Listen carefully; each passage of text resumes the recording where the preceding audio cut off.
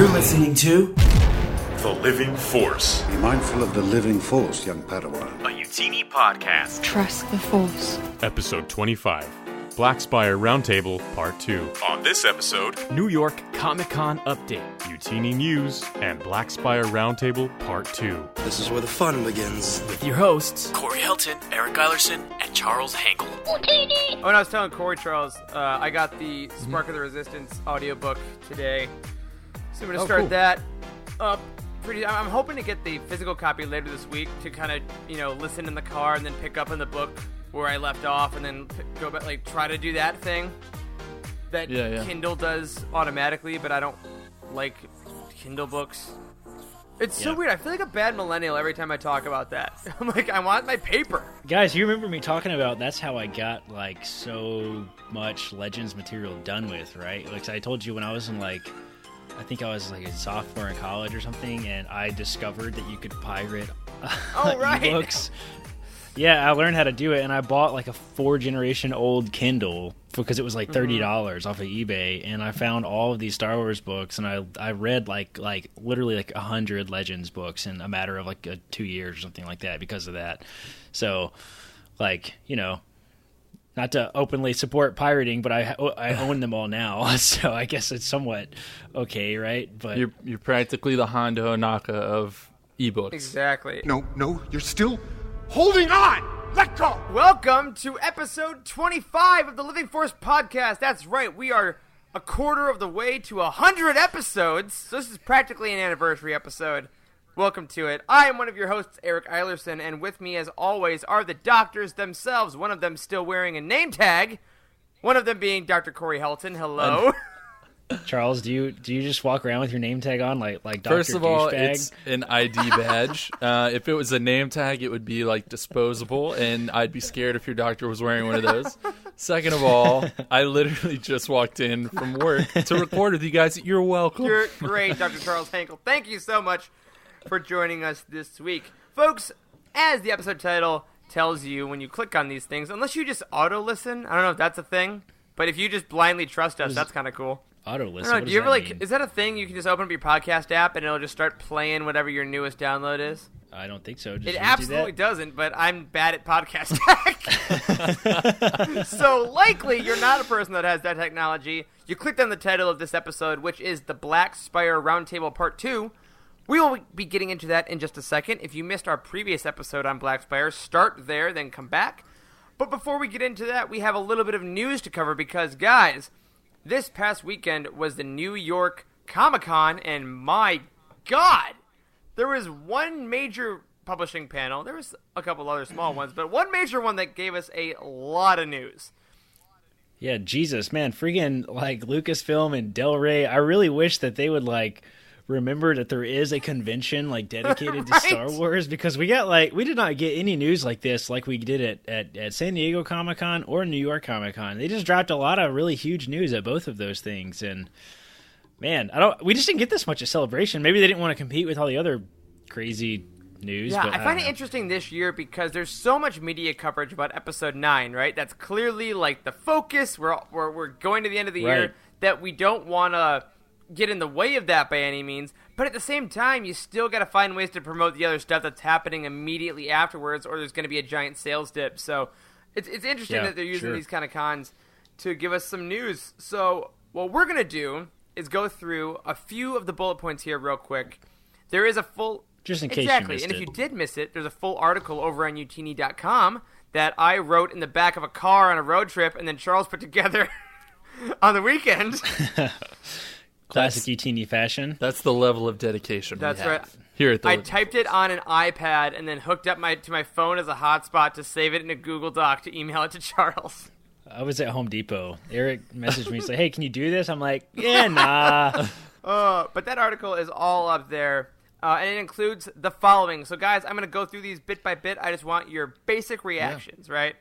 So, first of all, we got news that Project Luminous is going to be officially revealed, announced in January of 2020. So we have a date for news, which is kind of like it's like an announcement about an upcoming announcement. Yes, it's a teaser for a trailer. Yes, it's kind of weird.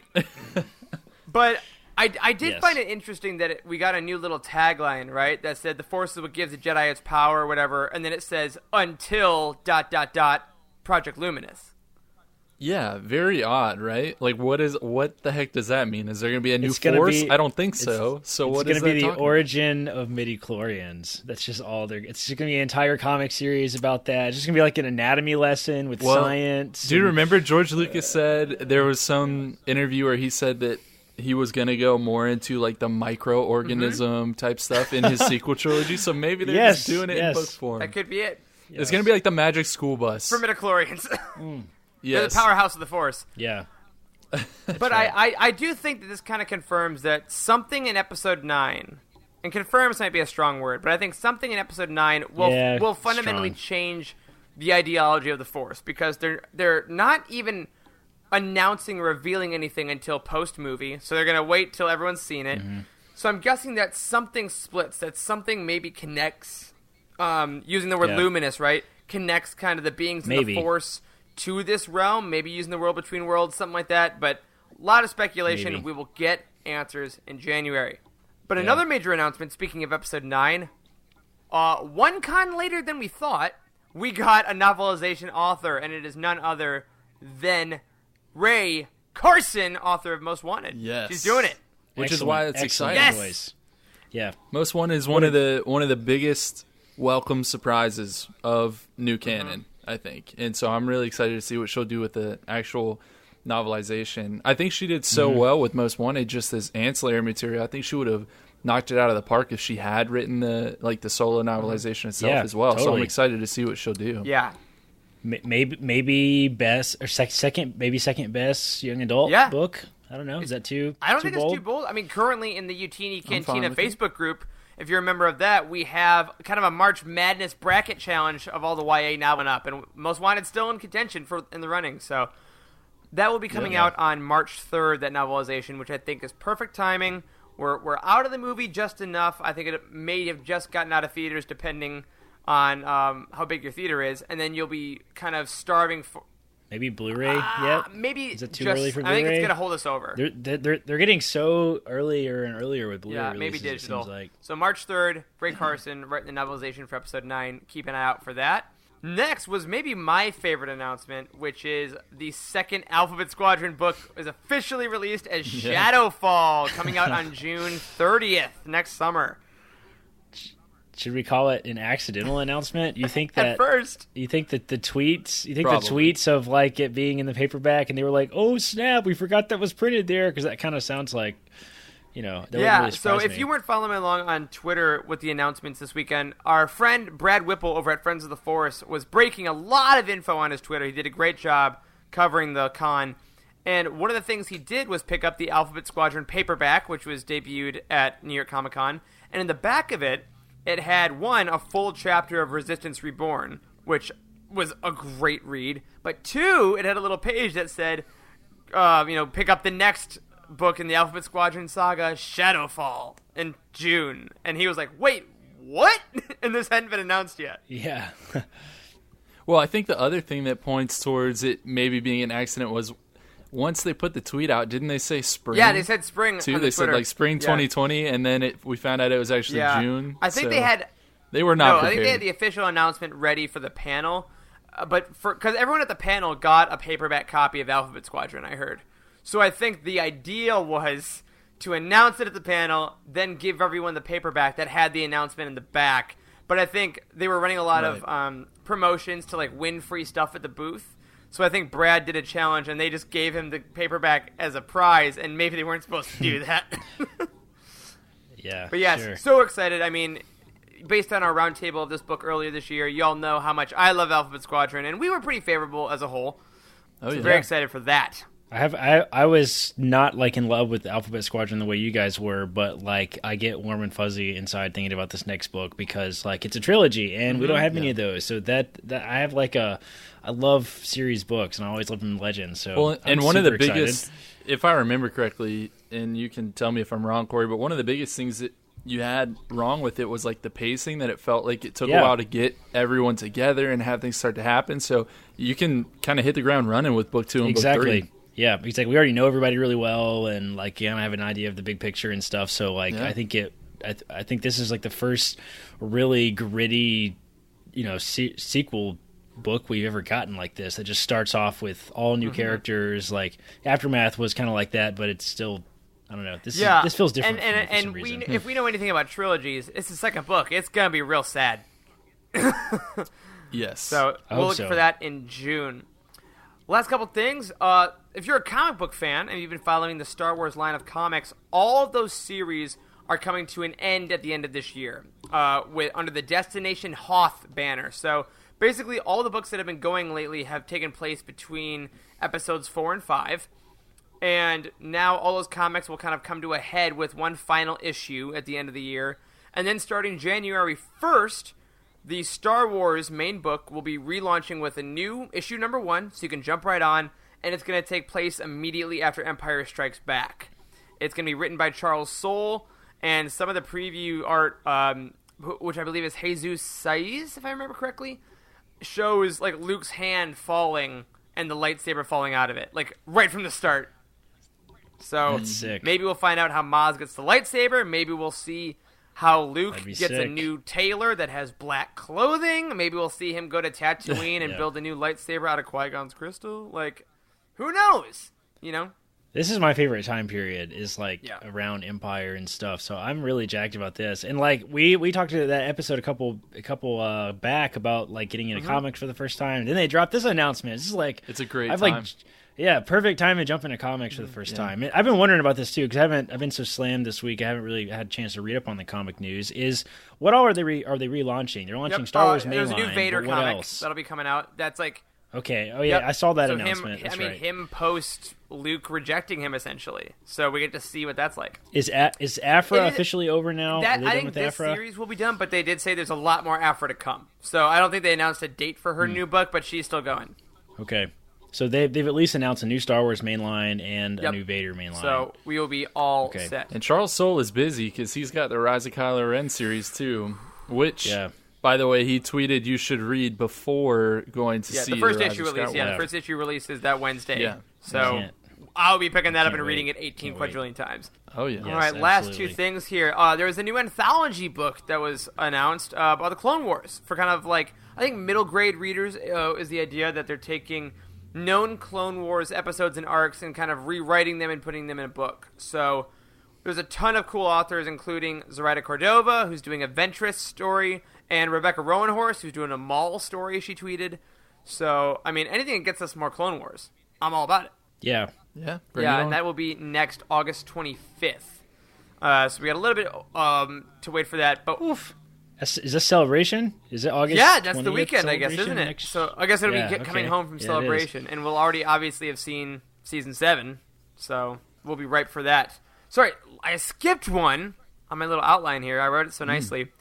There's a new book by George Mann, who is the author of Star Wars Myths and Fables, which you'll remember is one of my favorite dark horses from this past year. I thought it was phenomenal, which is Star Wars Dark Legends, which is basically the spooky version of Myths and Fables that's going to be coming out next Halloween. Yeah. I mean, we talked, guys, about how that format was perfect for a sequel because it was all individual stories, and it looks like I'm pretty sure he heard us. I'm sure, George, you're a listener. Awesome. Thank you for taking our advice. I'm sure that's exactly why he did it. He probably called him up after hearing us talk about it and was like, listen, these guys, they want a new book, so I got to do it. I'm sorry. I think he must have just had too much fun writing that Dark Wraith short story, and he was like, I just need a whole book of these. And they did reveal that the first story, I believe, in that collection will be a story about the Grand Inquisitor from Rebels in the vein of Nosferatu, which is so fun. Awesome. Yeah, that sounds awesome. But guys, the biggest announcement, kind of bar none, was the 100% surprise announcement. Like, I don't think anyone in their right mind imagined this would happen, but not only is Thrawn's story continuing, we are getting a new trilogy of Thrawn books starting in May? Yes. Where did this announcement? We were all so shocked on our Slack team when these news were dropping. Like, people were posting the screenshots and stuff into our main channel, and like Man, what the heck? I think all of us, I don't know, I don't want to speak for both of you, but I think I can speak for both of you when I say our first initial reaction was kind of like, really? More Thrawn? But as soon as we figured it out, it's ascendancy, like the Chiss ascendancy, and it's going to be Thrawn's origin story. Like, I'm like pretty freaking excited now, actually. Definitely jazzed for that because I think our biggest issues around kind of for all of us in our roundtable for Thrawn treason and stuff was some of the interplay with Thrawn and some of the Imperials and the fact that he was a little too unbeatable. And now to have a series that all takes place before the first Thrawn book, which we all love, to the time where he is young, where he is learning, and that will give us more Chiss lore, more maybe about second sight, third sight stuff. Maybe we have little to no knowledge of Chiss culture. Like, no, virtually none. Like this is uncharted territory. We're gonna go into the unknown regions. We're gonna see Thrawn and Aralani bang. It's gonna be great. I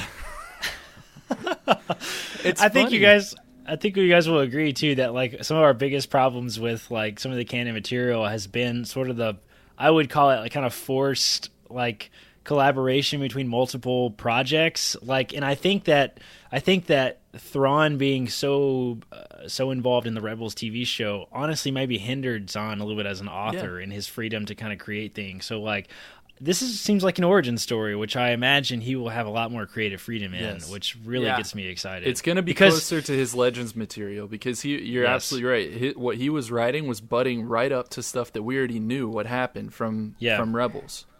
Yeah, and even the first Thrawn, even just Thrawn, the canon Thrawn novel was really flipping good and had nothing to do with anything. And I think it's because they let Zahn just kind of go wild. So, but yeah, I think that it'll be cool to finally get some good Chiss information. Maybe like we get a frame story with like where Thrawn is now. Maybe he's like telling the story of his past in a way. But if nothing else, we're gonna get a lot more of Thrawn learning. We're going to get a lot more Chiss, and I can't wait. Again, that Thrawn Ascendancy trilogy. It's a trilogy. It's a named so that trilogy, too. All this bullshit we had the last one, like, is it really? I don't know. Like, it is. It's coming, and it's going to be on May 5th. It's funny, though, right? Because it's like, that's like talking about how the original trilogy is a trilogy. Oh, but by the way, there are like 8 more films, you know? That's true. It's like, it was the end of the Thrawn trilogy, quote unquote, but we could just get another trilogy and then another one and then another.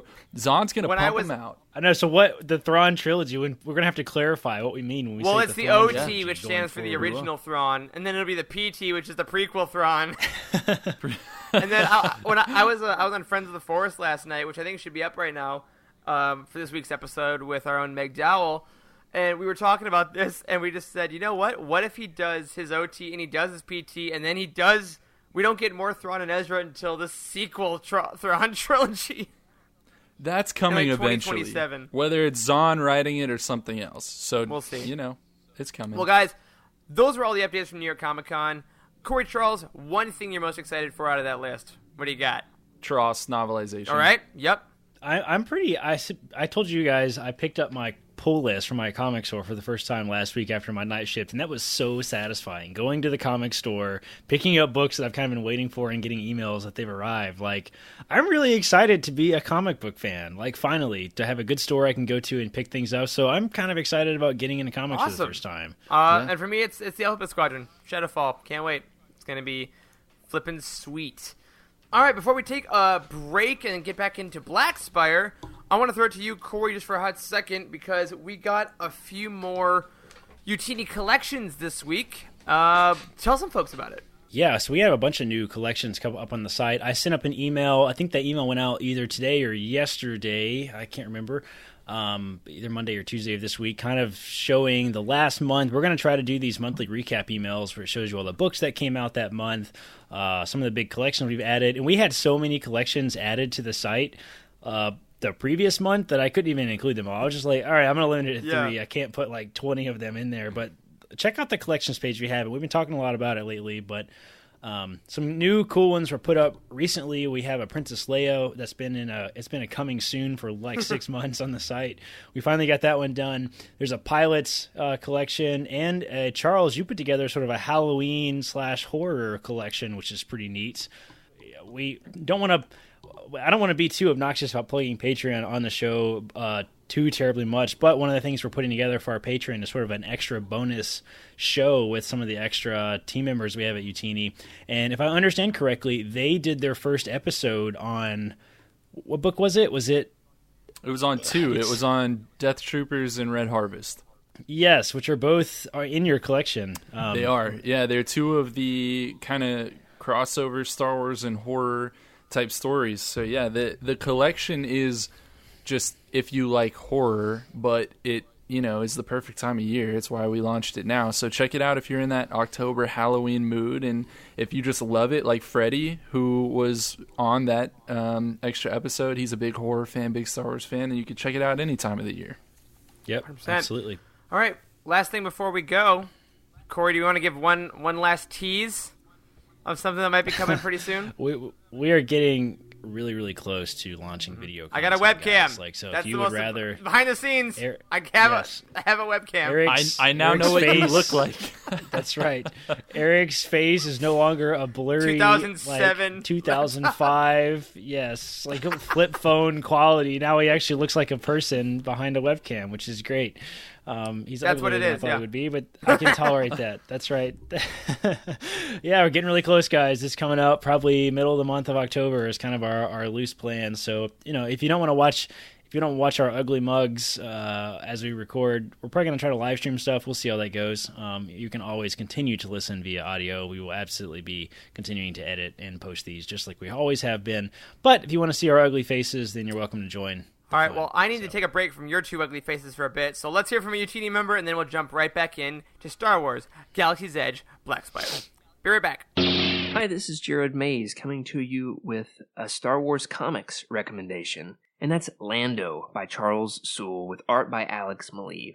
It debuted in 2015, and it takes place before we meet Lando in The Empire Strikes Back. At the time, the only stories centered around Lando were the Neil L. Smith books from the 80s. Which I think we can say were certainly some of the weirder Star Wars books. But this story is the seminal Lando story. It's also the Lobot story you didn't know you needed. Soule wove together an incredible cast of both new and familiar characters. At its core, it's a heist story, but it's also very personal, perfectly spooky. It's got romance, it's got rogues, it's got betrayal, it's got bounty hunters, it's also got smugglers, and it's also about Sith. It'll surprise you, delight you, and maybe even break your heart.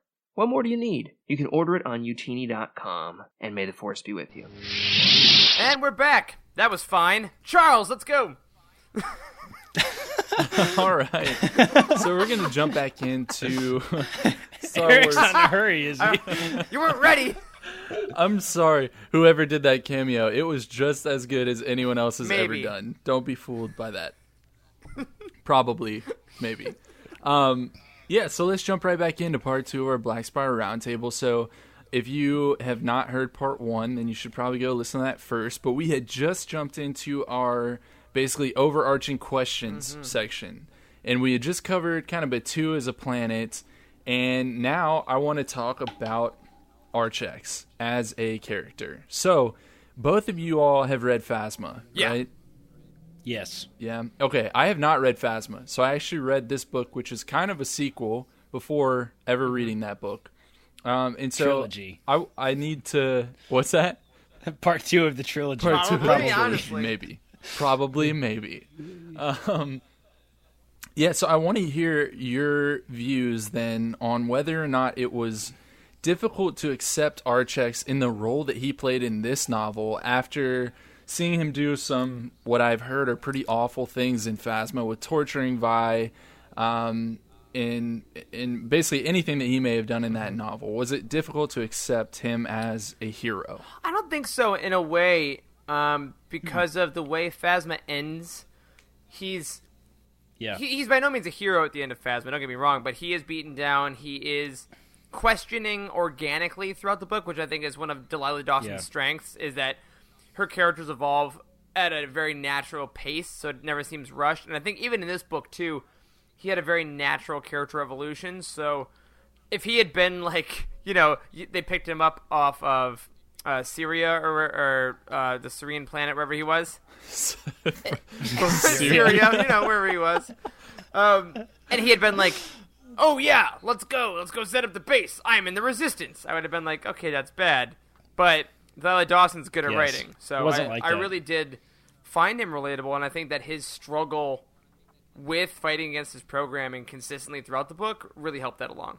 Yeah, I think it was definitely sort of a case of like there's good in him, like, and it's kind of apparent throughout the book, like even with his active torture, like I don't know, Vi was tortured, but like not like don't say not that bad, not that torture, not like Game of Thrones torture. I mean, it was torture, but like it was very PG rated, I think. In she got food and water.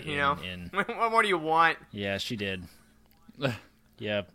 Okay. Yeah, I think honestly, Cardinal had a droid with him that was sort of like encouraging him and helping keep Vi alive and stuff. And honestly, I think the droid was kind of more brutal than Cardinal was. I would argue, because I don't know, but no, I thought it felt pretty natural seeing his, like, I like that he didn't, like Eric said, like he didn't just come in right out the gate like super gung ho about the Resistance. Like, he was really questioning this entire book, and yeah, I thought that was done really well. Yeah. Okay. That's great to hear. Whenever I read, they kept referencing things that had happened in Phasma, and at first I was wondering if it was going to hurt me for having not read that book, but it really didn't. I don't think. I mean, this is a self-contained story, and they do enough explaining in it for you to pick up all the important bits. I still want to go back and read Phasma. Yeah. And I'll get there. Phasma is very good. It's kind of like one of those, I think, hidden gems in canon. It's a massive book too. Phasma is a big fat like hardback. Yeah, I don't even have it on my bookcase. I think that's one of the things about Phasma too, is that it doesn't really have ramifications in the EU. Like, you get to learn stuff about the Phasma character, and now, of course, you get to meet Vi and Cardinal, which wasn't a big deal until this book. But at the same time, I was interested in what that would be like not having read Phasma. So, Charles, I'm glad to hear that from your perspective as someone who, like, is very aware of this universe but still hadn't read the book. I think that a lot of people were nervous about that. So, if you are listening to this, and again, you don't care about the spoilers, and you just kind of want to hear us talk about it before you read it, and you haven't read Phasma, you're going to be fine. Yeah, totally. There's some cool, really minor details. I don't think this is really a spoiler, so I'll share it. If you're afraid of spoilers, then obviously you shouldn't probably be listening to this episode. But, like, minor spoiler in Phasma, like, her armor is made of, like the ship armor, like, from the Naboo starfighters. From Padme's like ship. That class of ship that... Yeah, that like chrome armor, that's what her armor is made of, which is why it's so... I didn't know that. It's why it's so reflective of like blaster bolts and stuff, and it's why it's chrome and shiny. It's made of this ship armor that they make. Yeah, she peels it off this ship, and they find this like essentially like 3D printer-esque thing that it makes armor, and then she just feeds it in and makes her own armor. Mm-hmm. It's pretty sick. That's awesome, actually. Yeah, there's some really good stuff, and I don't know, man. Phasma's whole origin story is and you get a lot of good Hux like, stuff in there too. Like, if you think Hux is just kind of like a whiny little bitch, then read Hux in the EU is pretty brutal. Yeah, he's cool, man. Like, I don't know, Phasma's really good. I don't know, we don't ever really talk about Phasma. No one ever really talks about Phasma, but I thought Phasma was a very, very good read. And man, Charles, you can go pick it up on Youtini.com right now. If you go search for its official book profile, you click the Amazon link, then we get a couple cents. So, no way. That's how I'll tell you more about it at the end of the episode. No, I mean, all self-promotion aside, I really do plan on picking that book up. So, and speaking, maybe like next year after we have read all these other hundreds of incredible books that are coming out. I know, I will get there. But speaking of kind of Archex's transformation, because it wasn't an easy transformation that we saw in this book, and several other characters also shared some very... I'm sorry. I'm laughing at Corey now. Can you pop that beer, bro? Did you get it? All right, good. Got it. I'm proud of you for it not being a natty light. It was the face where you're like... Don't even cut that out. Just leave it in. Just leave it in, Matt. Yeah, so I mean, a lot of characters had difficult transformations in this book, and there was really a focus on the mental and psychological aspects of being involved in conflict. in this book, and that's something that we don't really see a lot about. It's something that really struck me, and it's actually something that Delilah Dawson commented on when she was here on the show. So if you've listened to that interview, you're familiar with the fact that this was intentional. But really look back and think about this, guys. Since A New Hope, way back when, we've seen Star Wars characters suffer immensely, right? Yeah. But when you take a step back, we don't really see them coping with that all that much. Like, Leia literally watches her homeworld just get blown into a million pieces, and the next scene, she's more or less okay. I mean, Luke spends one scene with a blanket wrapped around him because he watched Obi-Wan get struck down, but then he's more or less okay. I mean, but that's not really all that realistic, and it's fine within the movies because there's not time to really dive into that. But we got that a lot in this book. So how did that strike you guys? What did it mean to see that really be addressed? I thought it was super important. Yeah, and that's one of the best things about the EU, that you get to see a lot, because there's just time. There's time and pages and paragraphs in which you have the room to sort of tell those stories. And that's what makes the EU so rich, I think, to a lot of us, is just that we have a lot of that behind-the-scenes sort of emotional turmoil. That's why the Revenge of the Sith novelization is so damn good, is because it's just it captures that raw emotion better than film does, is because you have the pages to tell the story. And I think that, culturally, I think we're also going towards a place where trauma and, especially with things like mental health and wellness are kind of being taken a lot more seriously than previously. So the literature seems to be following that a little bit, like Delilah Dawson is acknowledging that we're not in these, 70s, 80s Rambo, like Schwarzenegger, I'm just going to kill a bunch of people and I'll be fine. Like, to take a life takes a lot out of you, and to be hurt physically and mentally will take time to resolve. And I think that a lot of people that have maybe either gone through events like that or know people that have are going to find this book very relatable and probably hard in a lot of ways. But I think that Delilah Dawson was very respectful of the power that has in this book. Talk about real life a little bit, Charles, I'm sure you can relate to this as well. It's very reflective of the culture we live in right now. Like, there's much more of a push in medicine, to get people into therapy rather than just throwing drugs to them. And my wife is a family counselor. Like, she's a therapist, like, in the real world. So, like, there's a much more valuation of sort of mental health and, like, dealing with psychological trauma, I think, right now than there probably really ever has been. And we're actually throwing money and resources at that to get people into counseling and stuff. So it feels refreshing to me a little bit to see it in Star Wars, even of all things, because, like, it's a very real, raw human emotion. People relate to it, and it's rich, and it's good storytelling. Yeah, I think that it's really important to normalize a lot of this, and I'm not going to, like, get up on, my bully pulpit here, but, like, seeing it reflected in our favorite stories is very important in real life. You know what I mean? Yeah, totally. And Delilah Dawson actually did a wonderful job, and this is coming from someone who, I haven't been a doctor that long, but we see a lot of this in family medicine. And Corey, you can attest this as well, but a lot of behavioral medicine, or a lot of behavioral health, or psych, however you want to refer to it, we see a ton of it every day. And she actually represented it very accurately, I felt like, at least the post-traumatic type picture, which most of the characters were going through in one way or another. And I think it's really important. So big props to her for doing that. Yeah, and I really liked the way she tackled, in addition to the post-traumatic stress disorder stuff, like the anxiety that a lot of them had, like especially Creaky, right? Like the performance anxiety. We touched a little bit on that last episode. But the idea that she lives with anxiety and it halts her from doing her job and things like that, like all those little touches were really well placed. They didn't take over the story, because I think that could have easily been glaring. Yeah. But again, it just this wasn't Star Wars mental health. It was people that were going through things, and I mean that's why Delilah Dawson's one of the best. Yes. She's very good at telling. I mean, she talked a lot about that in the episode. I know we keep plugging it, but go back and listen to it. That was my favorite part of that entire episode, is she talks about not making her characters black and white. I mean, she makes them very fluid, and that's how people actually are. That's why she's a good writer. And I think sometimes we can read a book or watch a movie or whatever it is, hear a story more or less, and we can not really think about the full impact that certain things have or would have on the characters in real life, right? Like I mentioned Leia and Alderaan and all these things, but even within this book, right? Like Vi Moradi was tortured, okay? And now she is hanging out in a cave all alone with the guy who did this to her. Like Dolan had to leave the only home he's ever known and his family, and basically he was excommunicated by his family, by his grandmother, to join this resistance. We had Zayd, whose best friend was murdered in front of his eyes. I mean, these are very, very impactful, traumatic type things. Sure. And it seems almost like, oh, but of course we would talk about how these characters were affected by them. But that's not that common. So I think it's I know I'm just saying the same thing again, but I really want to stress this point. Like it was done amazingly Absolutely. well. Yeah.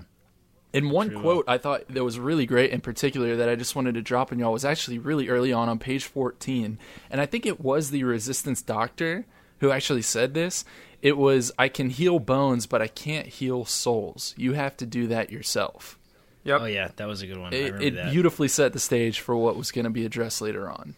Yeah, so speaking of things that we should address, can we talk about the fact for a second that Princess Leia just dumped Vi into her torturers? Like her assignment is to babysit her torturer. What the hell was up with that? Let's talk about that. That bothered the crap out of me. As soon as it happened initially, I was like, wow, this is really glossed over. Like, yeah, I think the point of that, which I agree, probably bad decision, right? Like, or not that much foresight went into that decision. But I think what it really shows is how bad the Resistance is hurting at this point in time. How few personnel there really are.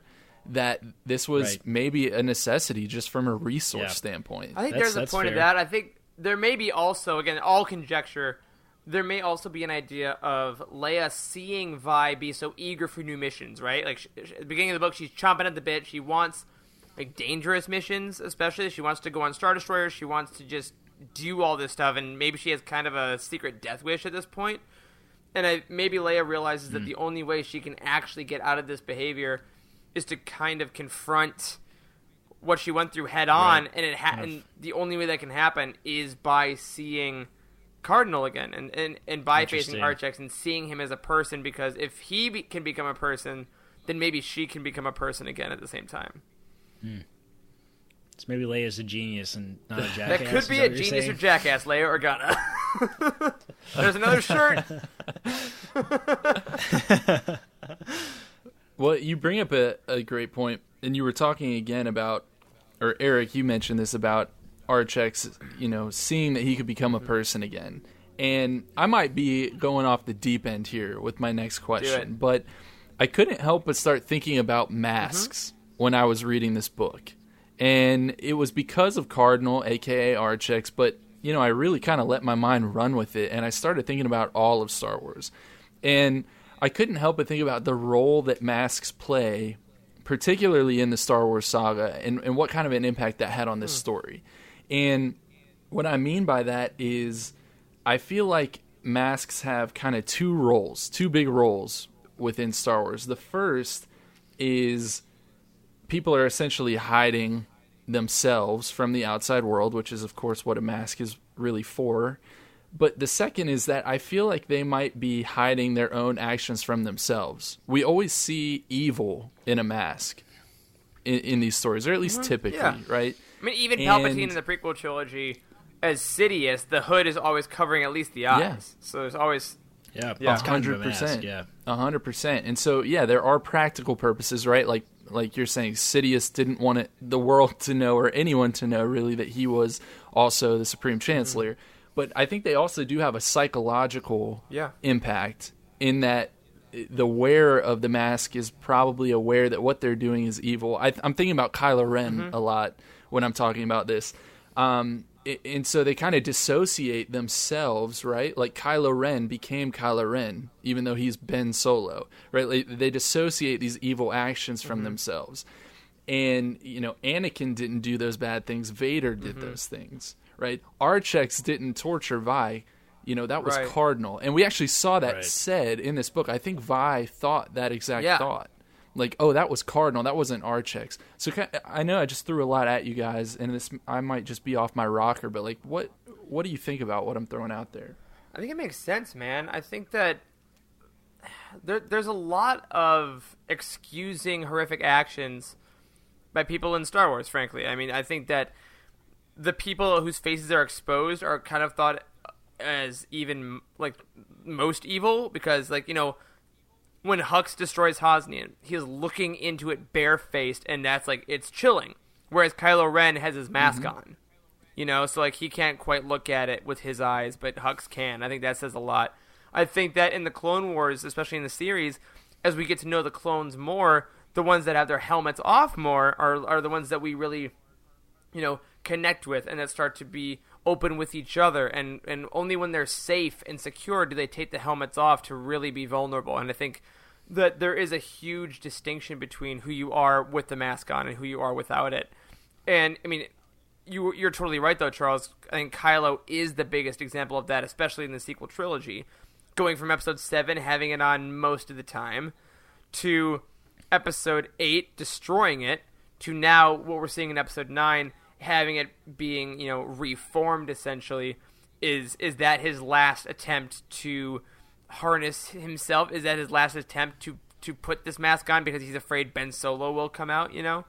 And I think Cardinal did that pretty perfectly. Yet, at the end, you know, redonning the armor was an interesting choice because then he flips the narrative. Because Archex comes out of the armor even though he's wearing it. And I thought that was really cool. Yeah, something you said, Charles, that stood out to me is you said the mask often hides the evil. I think something interesting in Star Wars, too, is we often see the reverse of that, too. And the mask coming off is also a very symbolic kind of, you're taking the evil away. Like, you know, I'm thinking back to Return of the Jedi. They take Darth Vader's helmet off for the first time, and Luke looks into his father's eyes, and that's very symbolic of, like, you know, this is you know, shedding this evil helmet, shedding his evil that he's had, like, and the good is underneath. And we see that a lot too, which Kylo Ren is again an excellent example of that, because I mean, I'm kind of on the Ben Demption train a little bit. Like, I think he's going to be redeemed in some way, so maybe the mask is covering the evil somehow. So it was very apparent in this book too, and I thought that was a great little scene right at the end that you referenced there, Eric, about, like, there's a scene at the very end of the book, if you haven't read it, where Archex, like, shows up into the big climactic battle, and he's wearing his armor again, and then he takes his helmet off, and it's like it's him underneath, and now he's on the good guy's side, right? He's not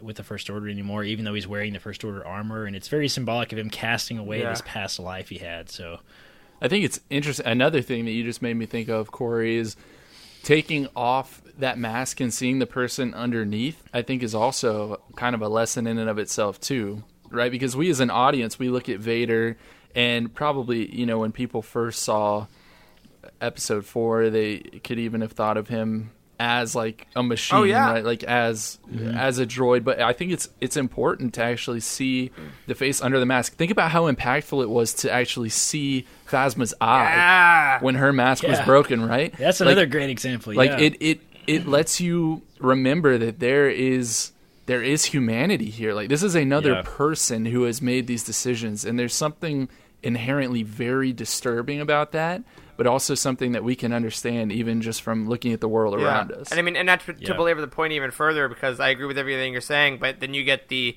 Anakin Ahsoka moment in Rebels. I mean, that mask shedding and seeing the two of them literally in audio form with James Earl Jones and Matt Lanter, like, combining vocal tracks to kind of show that. So totally, man. I feel like this just turned into, like, the Sky Talkers episode. Exactly. Where I was about to say, talking about masks. Sky Talkers, if you guys have never listened to Sky Talkers, they often pick themes and really break things down, and this sounds like you hear the themes sometimes, at least I do, and I'm like, how is this going to be a 2-hour episode? Like, I don't get this at all, but then it's, like, super deep analysis, and it always blows me away. Those girls are really bright over there, but yeah, I think masks are super important in Star Wars, and it's very symbolic of a lot of stuff that continues to happen in everything that we see, so it's done really well in this book too. Okay, well, I'm glad to know that was not just a crazy late night rant that I had, but it makes sense. Okay, well, moving on from that, I want to spend a little bit of time. We talked about a lot of the main characters in this book. I want to talk about some of the background characters that really stood out to me. And in particular, I'm talking about savvy scrappers. Okay, so the people that Vi worked with for at least a portion of this novel. And the reason they stood out to me is they had a shocking amount of insight into the Force. And I have a whole bunch of evidence here. I took notes, and I didn't include this in y'all's handout, but I can bring them up as we go. I mean, it was jarring. I was like, how did these people who are the blue-collar workers on this world that they repeatedly tell me is not important and is out on the edge of the universe, how do they have this intimate knowledge of the Force? And why do you think that they did? And regardless of your reason, do you think that that was believable by Star Wars standards? Yeah, man. Doesn't Sav or not Sav? Is it Elena? Who's her best friend? Elena is. Yeah, does that sound right? Was Vi's good Elena. friend. Yeah, like the head scrapper. Yeah, she mentions that Savi sees when people have the aura about them, right? There's something about that, like he. Yeah. Mm-hmm. So we trust people, and I think that there's something with the way the Force works that maybe there's a lot of people that have gotten rejected from working at Savi's that don't have this Force aura around them, and you know, maybe just by listening to the Force and bringing people in, like Savi is being kind of like very Jedi there. He's just listening to the will of the Force and obeying it, so maybe that's just gathering those people naturally. Maybe Savi is like a secret follower of the religion, like that the guy at the beginning of Force Awakens. Lord Santeca. Yeah, well, they're friends, aren't they? He was friends with Lord Santeca. Yeah, okay. So maybe Savi is a follower of like what do they call it? It's like the or something like that. Yeah, it's some kind of it's kind of religion, kind of. I don't know if religion's the right word for that, but they're followers of the religion, because the Jedi is technically a religion. But yeah, like Luke literally calls it a religion in 8. Luke calls it the Jedi religion. So I think that they're probably just followers of the religion that can't tap into Force powers, but they still acknowledge what it is. Yeah. How it's all connected and stuff. And so I don't know. Correct me if I'm wrong, but did it it didn't actually totally reveal Savi's motives in that. No, not really. It didn't. But there were some interesting quotes. So you brought it up. Let me just read you guys 3 quotes that I have. Okay. The first one was on page 84, and I'm actually not going to quote it, but essentially Elena mentions that they're looking for holocrons in the scrapyard. So, does the average person, especially on the edge of known space, know about holocrons? No way. Savi does, and that's what's interesting to me. Sure, because I think Savi and Doc. one of the 3 shops on the planet is a ancient antiquities shop, so maybe. Yes. Trading Force artifacts is not a new concept. In fact, in the Bane trilogy, which I finished not that long ago in the audiobook form, do you guys remember that in the Bane trilogy when Darth Bane is he's secretly collecting all these Sith artifacts and stuff, and there's a huge underworld culture trading of so he pretends to not be a Sith. Obviously, he approaches the whole black market of these goods he's just a super interested weirdo collector of this stuff, right? So that's not a new concept. It's there's this underworld culture and then that we have both the gangs in Aftermath that are getting lightsabers and stuff, and then in the interludes, and then we have that I forgot her name, the master in Dooku Jedi Lost, Kastana. Kastana. Yeah, I think it's probably a continuation of that, and maybe this is kind of a secret hub for that stuff. Okay, well there's. Sorry, go ahead. No, I was just gonna say, here's my next. This one is probably what struck me the most. Was on page 177 when Vi finds kyber crystals literally in a water canteen. Okay, so Matt, prepare the droid, because why the are kyber crystals in a canteen on Batuu? It's not even this is a scrapyard on Coruscant and they found their way. You know what I mean? The only people that go to Batuu are these smugglers and traders, and they're not tossing kyber crystals in a canteen and then tossing it in the scrapyard. How? How? It doesn't. It's implied in a lot of ways, I think, that they're not sorting junk to make a profit and then to casually on the side find a bunch of Jedi artifacts. It's phrased the opposite. It's phrased and set up as if the whole point of Savi's scrapyard is to find Jedi artifacts and then make some money on the side of that. Yeah. And that's a great question. How the hell are there so many Jedi artifacts? They find robes in this book. They find they find don't they find like a chest full of like Jedi robes? Right? There's also like how many of them working for 8-9 hours a day continuously. So I think laws.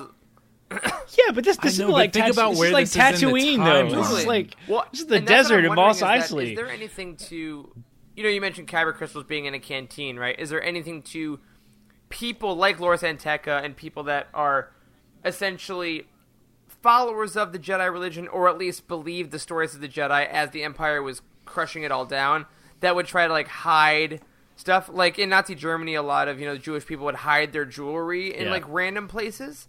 So I wonder if that's kind of an inspiration of like the Empire's coming to our planet. We can't destroy this stuff, so I'm gonna hide it in a thing and like put it on a freighter so that at least it'll live on. And maybe Savi is kind of like a funnel too. Like maybe all of his connections, like it's kind of like like all of his connections are constantly trying to send him junk, that happens to have a bunch of Jedi stuff in it. So like maybe that's the purpose of that's what his side business kind of is. He's sort of a central player a little bit in that. Like I'm gonna go to a Jedi temple and maybe I'll find something, but in order to get it off planet, I have to put it in a canteen, or I have to smuggle it in something else. So it'll get to Batuu. Maybe so. But I have to get it through Imperial space, or even New Republic space, frankly. Something of that nature. Okay. Yeah. So the last quote that I want to bring up, or the last, point in the book, was from page 282. And it really stood out to me because it was the gatherers themselves, which is what these scrappers were called. They really seem to feel like they have a role to play in how everything is unfolding in the galaxy as well. And there's a quote that says, "I strongly feel that we are meant to play a greater role in this conflict between the Resistance and the First Order. Why else do we collect the artifacts and ancient weapons? Why else do we learn all that we can from the legacy of the Jedi and Sith, if not to use it, as they would, to protect the balance?" So it's interesting for a lot of reasons, right? But not the least of which, they're referencing literally the balance of the Force, which has been such an idea in the sequel trilogy. I just find it very interesting that it's coming from the gatherers. Yeah. I mean, maybe there's something to being around someone like Savi even kind of affects the way you think, and also being around objects that are imbued with that type of power all day, or that you're actually seeing evidence of this, every other day, once a week, whatever it may be. At some point, it's got to stick, right? I suppose so. It must have, because look at what we're seeing. And kind of to piggyback off of that, I thought it was really interesting. Not just the gatherers, not just the scrappers, but just normal people on Batuu. They were saying, "May the Force be with you." Like just normal folk, right? Like, why do they know that phrase? They're not even members of the Church of the Force. Maybe they are. Maybe Savi is like an underworld cult leader, and there's like a giant church following on Batuu. I think there's definitely there could be underground groups and tales. I mean, it's myths and fables, man. It's these people have been telling these bedtime stories on Batuu, and maybe every once in a while that phrase gets littered into this story, and then this children's story, and then but wasn't that found on that piece of flimsy or whatever we found? Like, I think they could piece it together, and then it becomes kind of a legend. Yeah. Sure. Yeah, I think that's the only plausible explanation. It is kind of odd. I thought so too, that it was kind of weird that both what you said earlier about all this junk and random Jedi artifacts ending up on Batuu, and then that they all know the phrase. It's definitely weird. I thought it was definitely weird. I'm gonna have to go to Disney World and investigate. I thought that May the Spires Keep You was kind of going to be the local version of May the Force Be With You, but they started using that too, so I thought that was interesting. All right, so I want to talk about a couple of more big ideas before we jump into the Easter eggs and all of that kind of stuff, and I want to give us a little bit more time for those so that y'all can comment on them a bit more than maybe we have in the past. But let's talk about Archex's sacrifice, because it was really what this entire book was leading up to. So if you are listening to this and you haven't read the book, just to clue you in, Archex essentially gives himself up to save the rest of the members of his little resistance band. He allows himself to be captured by Kath and the rest of the First Order, and he gets on their ship knowing that it is going to explode and knowing that he is going to die. So what did you two think of Archex's sacrifice? Did you feel like it was necessary for him to get on that ship, or was it purely for Vi and the Resistance, or was he also using it as an opportunity to escape from a life that he didn't want to live anymore? What are your thoughts on all of that? I think it's the perfect end to his character arc, honestly. I don't think there's an element of, I get to get away from the Resistance at the last second. Like, I think that would kind of cheapen it in a way. I think that there's definitely I know what I have to do, and there's kind of a zen peace, because this whole book is kind of about getting peace at a certain point for him, I think, and like kind of, you've done so many horrors in your life, how do you reconcile that? How do you get back to even, as it were, and kind of just be at peace with your own self? And I think that's eventually where he got to, and I think that Vi recognized that pretty instantly. So I think that's basically how she gets to do it, is real. I think that's why she didn't try to stop or make a scene, because that's basically how it goes. Yeah, I thought that the Cardinals Inn was pretty fitting. It didn't feel forced to me at all either. Like, I mean, I don't know. It didn't feel like it was an entirely planned sort of thing. Like, it felt like this is like, I didn't feel like he showed up to that battle knowing he was going to have to do this. Like, it really felt like the opportunity presented himself for him to save his friends, and he took it, and it worked out nicely. I agree with that. And y'all don't have to go in depth on this, but did you feel though that he wanted to die? Because I got that impression personally. Maybe a little bit. I mean, he definitely just did not feel like his purpose was ever truly with the Resistance. I don't think. Like, or maybe if he thought, I don't know. He seemed just, his entire world just got turned upside down. He realized he was on the wrong side. I mean, and it was just clear as that. And he wasn't as useful to the Resistance as he was with the First Order, because everything he's been trained to know and love is just different. I guess I feel like in a way it was a little bit like Luke. It's like there wasn't sadness or fear. There was just peace and purpose. Like I don't think, I don't think Luke went into the end of Episode 8 like, this is gonna be it for me, like intentionally necessarily. But when it happened, it was like, yep, I did it. I saved everyone, and now this is my next chapter. So I think that's kind of how I saw it. Yeah. Okay. Yeah, that's a very good way to put it. That makes sense.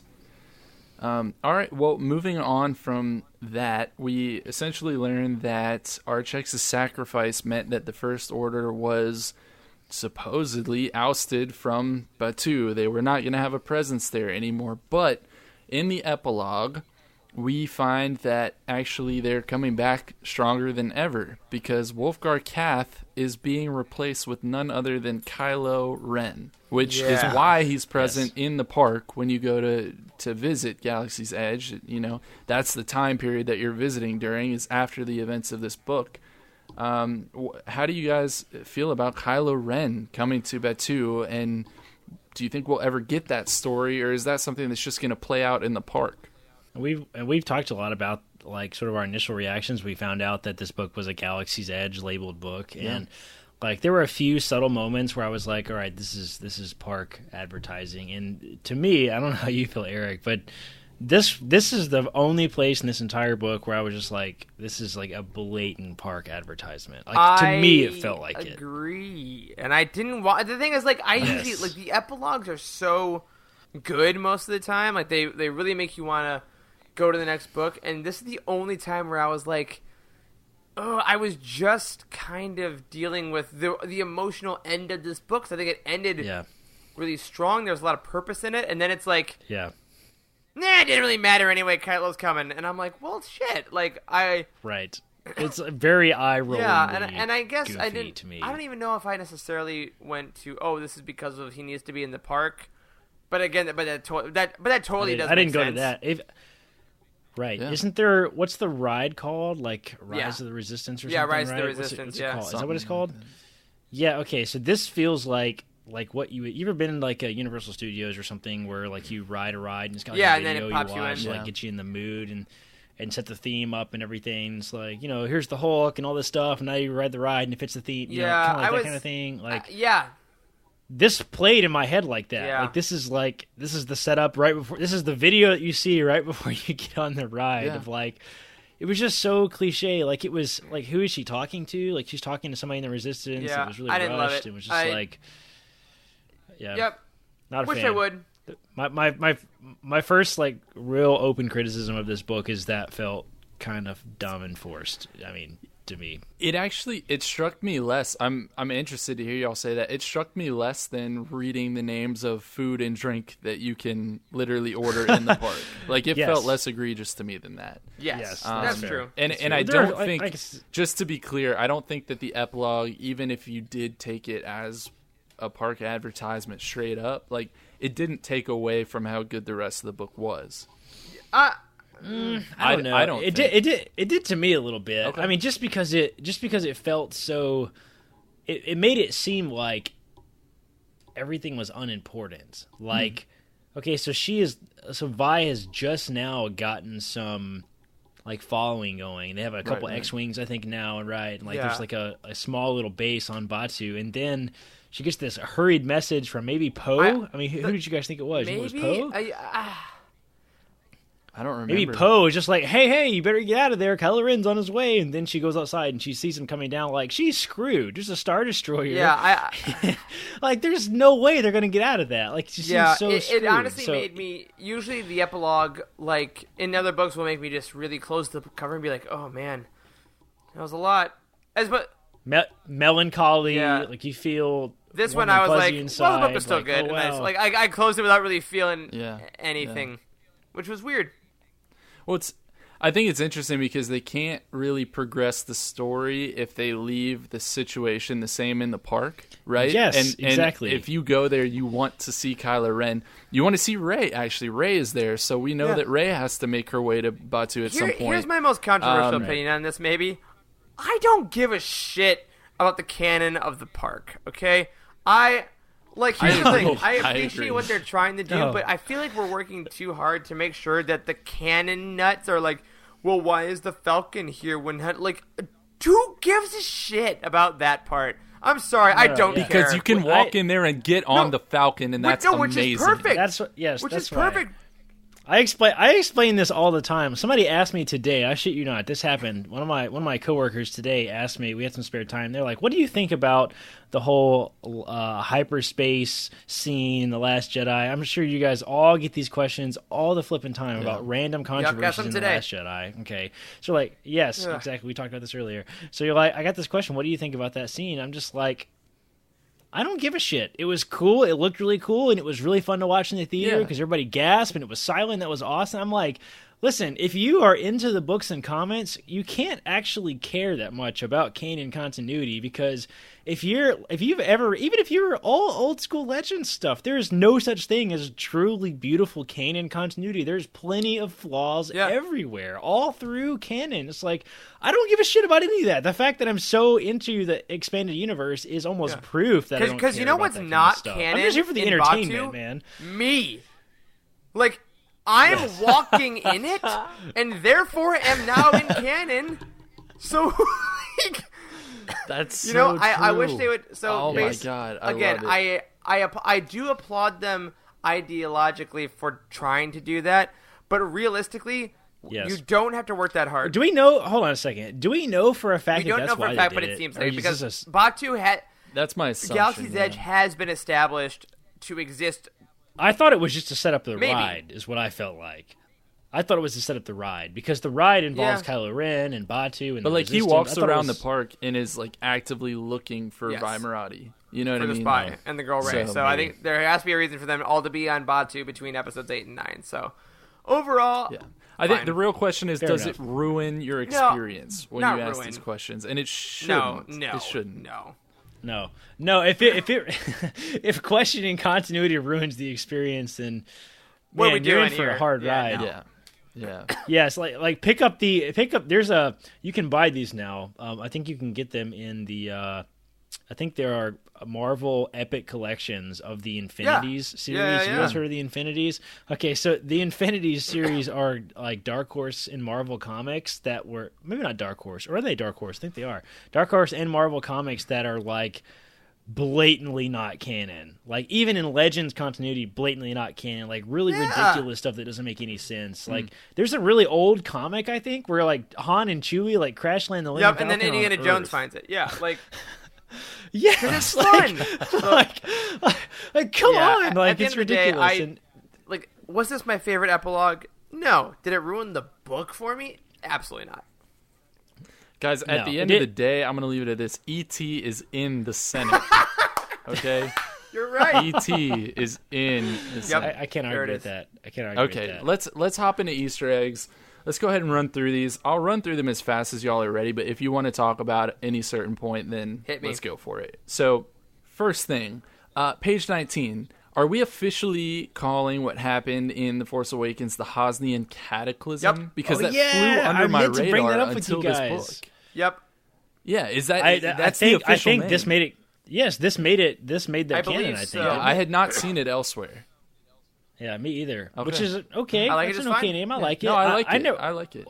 What is the destruction of Alderaan called? I think it's just the destruction of Alderaan. I don't know. The destruction of Alderaan. Yeah, because I've been trying. I come across this like I'm trying to say like as if it has a name like the Hosnian Cataclysm. I come across this often, and I end up just stumbling around and then saying something like, the destruction of Alderaan. I think that's what Yeah, it's because called. there was also a lot more propaganda around Alderaan to make it seem like it wasn't a thing, whereas the Hosnian Cataclysm is like, yup, it happened. Yeah. Yeah, that's true. Okay. On page 24, the quote is, "The resistance is built on hope." That has got to be a reference to Jin's line in Rogue 100%. One. So that was fun. Yeah. Page 48, pod racing is once again mentioned, and I'm taking it as a sign that Disney is listening to me. Del Rey is listening to me, and I am getting a pod racing book sometime soon. Damn it! That would be so sick. I would love to see a pod racer, or even it doesn't even have to be pod racing. It can be swoop bikes too, like from KOTOR. Sure. I'd be fine with any. sort of racing. I want pod racing. Okay, we were talking about this earlier. I mean, Resistance is kind of racy, but it's really weak. So Yeah. give us a pod race with. Oh my god, with guys, same imagine people pod in racing, but RC. like with the Galaxy of Adventures anime style. Oh, that'd be it'd be so sick. cool. Do it. Yeah, that would be sick. God, they should just hire us for ideas. so good. Okay. Page 53, I have to bring up a couple of Oga's Cantina rules. No Kowakian monkey lizards, and no ripping off limbs. I thought that was amazing. Yeah, none of that. Oh my god. Yeah, That was, for the audience, kind that of was actually impressive. Eric in real time. That was not a soundboard. All right. Thank you, Oh, guys. man. Okay.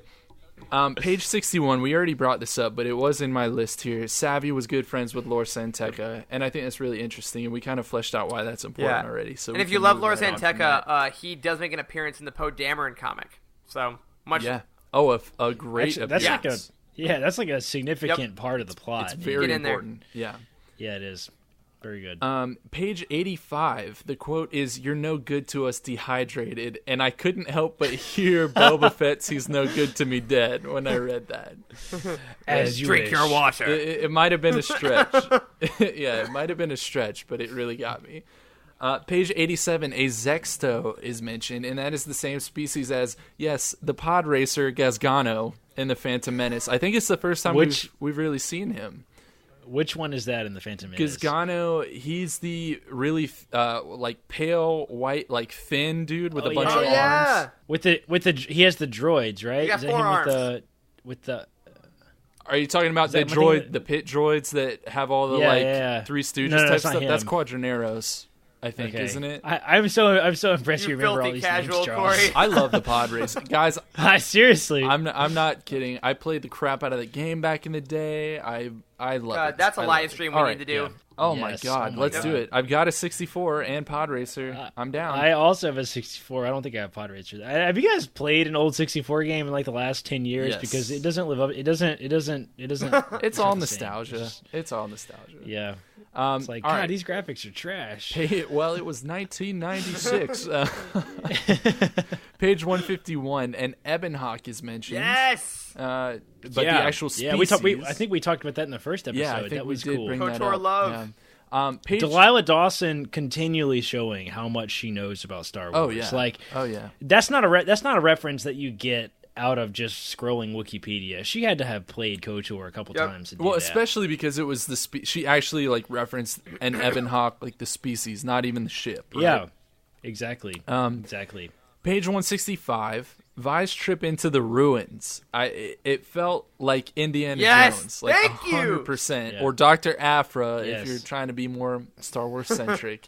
And then on page 165, she actually says the quote, "I'm an errand girl, not an archaeologist." And I was like, this is so in your face.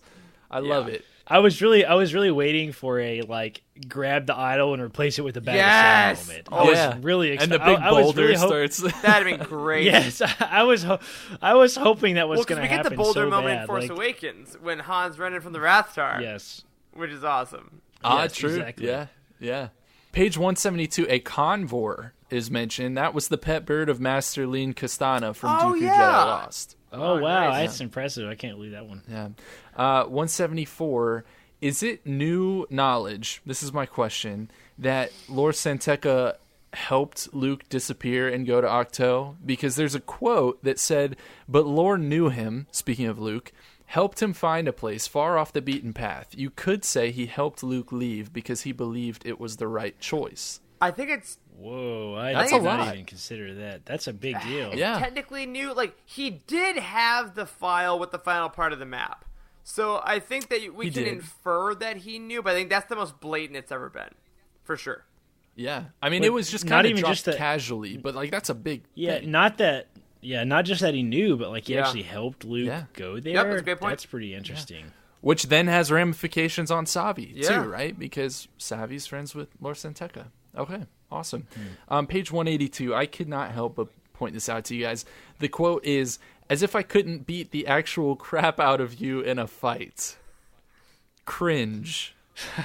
Cringe. Hard cringe. What in the world was that? And why are characters saying that? There are a couple moments in this book that I felt like were like that, and I'm just like, I mean, some of that is Lila Dawson's writing style, and she just does that sometimes. Yeah. But That one got was me, though. cringy, That one right? really got me. It did. I think that is the most openly cringy moment in this Yeah. entire book. It Maybe in most of Star Wars canon. To But be also, honest. it was funny. But it was just like, It was funny. She's a spy, Charles. All right, I know, just trust her. I know, the best She's spy in the the- Resistance. I know. Yes. But another joke that Dawson had that was fantastic was on page 196 when they named the cave worm that attacked Archex after Hux. They named it like the Hux cave worm or something. I can't remember exactly, but I thought that was Yes. fantastic. Amazing. Absolutely. That was hilarious. Yeah, that was great.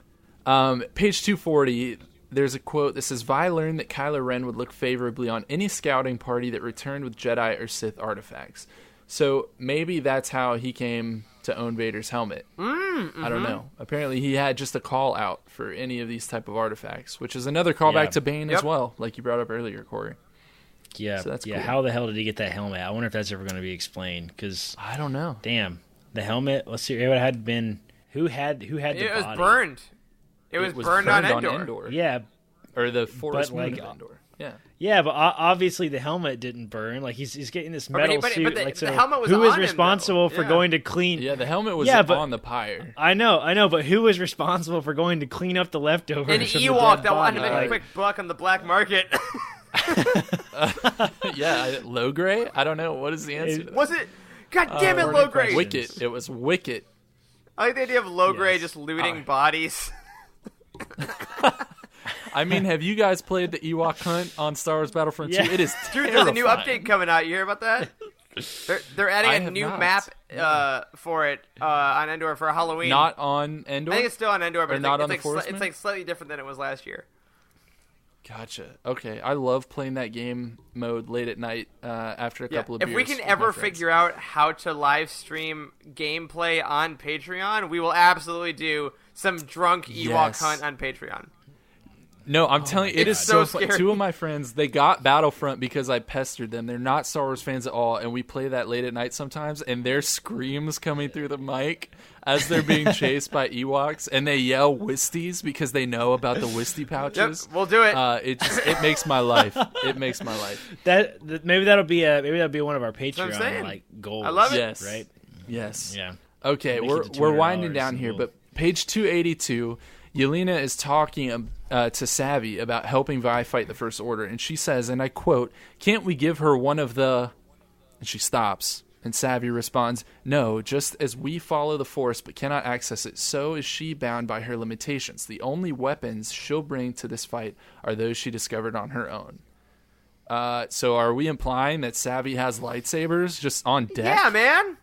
Maybe could be That's lightsabers. awesome. Could be. It's got to be I know, lightsabers. yeah. And what, Could also- these have? What are Could they it- going to be used Could it for? maybe be Oh, holocrons? no, it's Could it weapons, be straight holocrons up. Also, Well, he says weapons. okay. Yeah. All right. I mean, All right, is fair this enough. maybe? Does Nate get one in Force Oh, Collector? Maybe that's Do you how know he that we might come found out across that one? Nate is not the Force Collector? Yeah, I know. Yeah. We talked that was confirmed. It was Comic-Con confirmed by this someone week? on the storyboard. Yeah. Yeah. Yeah. Which is just wild because it makes that character so Who the hell is random. Nate? So That's in a Crash random. of Fate, by the way. I all know. listeners, if you're confused. Yeah, true. Okay, page 294. Leia actually says, "Never tell me the odds." I love that. I love Amazing. It's true. Page 296, Yogan fruit is mentioned, and actually it was mentioned several times throughout the book, but I believe this was the first time, and that's something that we saw for the first time in Star Wars Rebels. That was a great episode. It was so stupid, but it was so funny. like the stormtrooper getting knocked off the ship because Ezra threw the fruit at him. It's made so me laugh good. really hard. At one point, a piece of fruit blocks a blaster bolt in Rebels. Yes, it does, but everybody's really open about it. I know. It's like, how am I being defeated by fruit right now? I love that It was show. so It's funny. fine. It was done. They were defeated by rocks on the Forest Moon, right? So That's why true. not a berry? Yes. So page 326, blue milk mentioned. Of course, we know it's in Oga's cantina at Galaxy's Edge, but it's a great callback. Page 336, Kath says, "You're nothing" to Archex. That's a total reference to TLJ when Yes, Kylo it is. said it to Is that what Rey. they go through in First Order training? totally. For your enemies, just tell them they're nothing. Must be. Speak it into existence and we can't lose. Yes, that's right.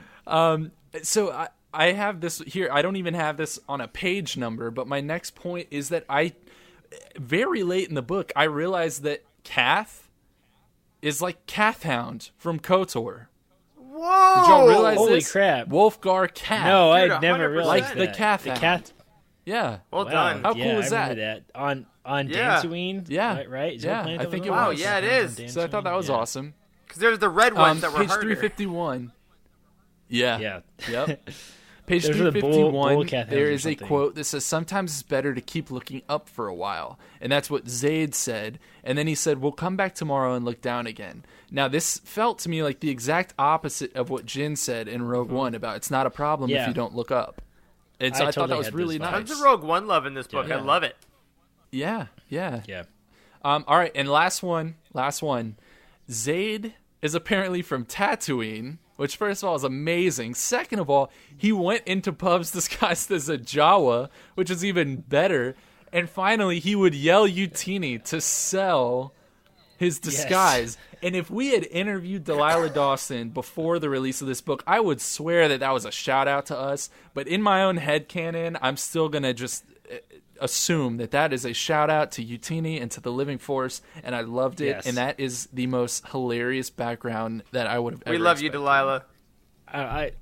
Yes. I almost took a picture of that and sent it to you guys because I was like, It's this so is good. this is amazing. It was. It really was. Yes. But that does it, y'all. That does it for the Easter eggs that I caught when I was reading this. That does it for the entire Black Spire Roundtable. Thank you all for participating, as always, for reading this book. It's been a lot of fun discussing it. And thanks to everyone who's listening and maybe reading along as well. All right. So, last thing. Before we go to this outro, I'm going to do what Charles forgot and say our final ratings. Oh my god, I forgot We're the gonna see if final they ratings. changed. I was too excited by you. I know, man. Well, I'll start us off. I'm gonna say I'm gonna stick right with my 8.5. I really like this book. It's super solid. Delilah Dawson is a rock star, and I do think we're gonna get like an unofficial third trilogy book, and I'll be there day one.